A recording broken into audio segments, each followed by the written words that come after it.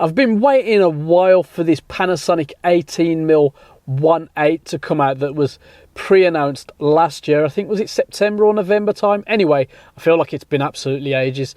But in the meantime, Sigma have brought something along that I think may well be taking my eye away, and we're shooting with it right now at 16mm. It's this Sigma 16-28 F2.8, shooting on my S5 at the moment. Let's just punch into 28 so you can get an idea. I think it's a fantastic range and I may well have to buy it. I might have already said that, I can't remember. Let's check it out up close and then see why I'm falling for this one.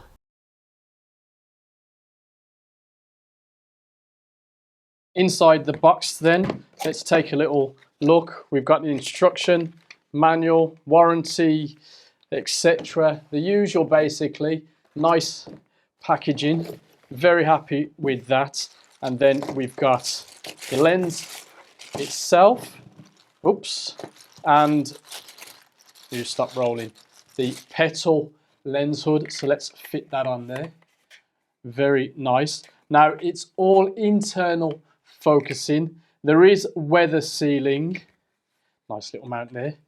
Snap cap there to reveal the 72-degree filter thread.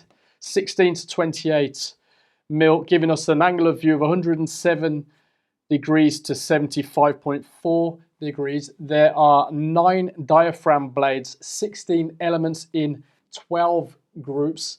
Now there's no aperture ring here, just the zoom and the manual focus ring. Manual focus ring, not that amazing to be honest, but should do the job if you're into your manual focusing, but it won't blow your mind away. If you're really particular, you'll have to get your hands on and let us know how you feel about it. Now the aperture does run 2.8 to f22. I use the wheel on my S5 to operate that. There's a step-in motor in here, which is excellent for video. Closest focusing distance of 25 centimeters, a maximum magnification ratio of 1 to 5.6. So that could be fun, to be honest. It only weighs 450 grams. Let's see how it fares in the relatively real world.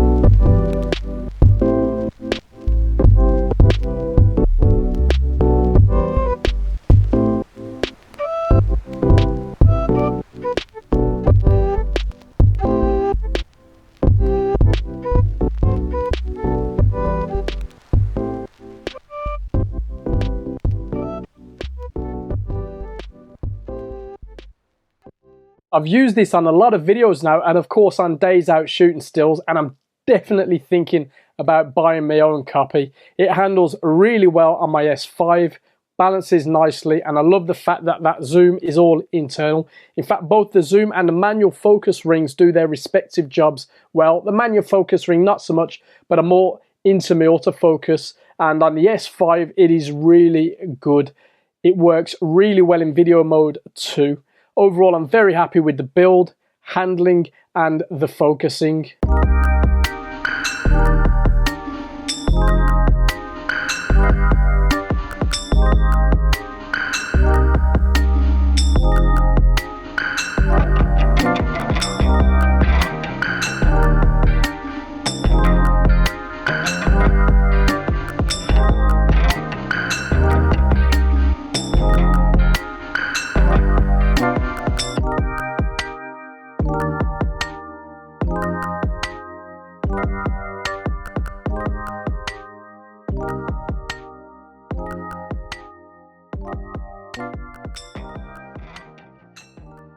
When it comes to image quality, the lens is sharp across the frame, and the image quality really is very good wide open. You don't really need to stop down that much to improve corner sharpness and the fairly inevitable vignetting wide open. The lens resolves superbly on my S5, and this is pretty much throughout the zoom range, with only a slight drop in performance at the 28mm, but nothing to worry about.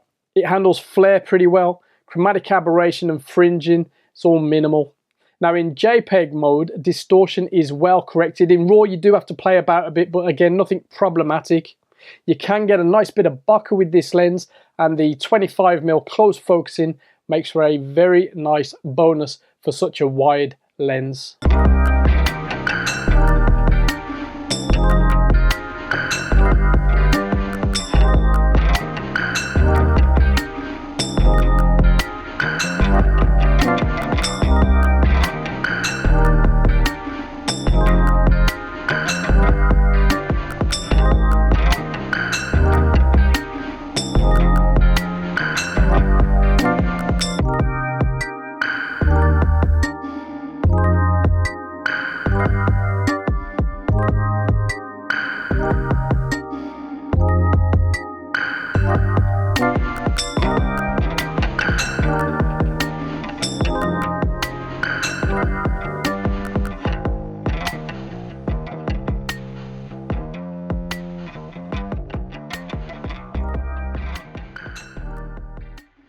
Now the nearest equivalent out there is the Panasonic 16-35 at twice the price, or the Leica 16-35 at 6 times the price.